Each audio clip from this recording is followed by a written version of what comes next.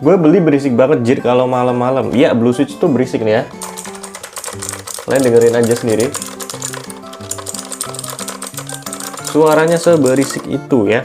Kalau kalian nggak pengen berisik, pakai Black Switch nih ya, silent nih. Nggak ada suaranya, ada sih, cuma ya nggak berisik aja gitu kalau dipakai. Oke, langsung kita tes.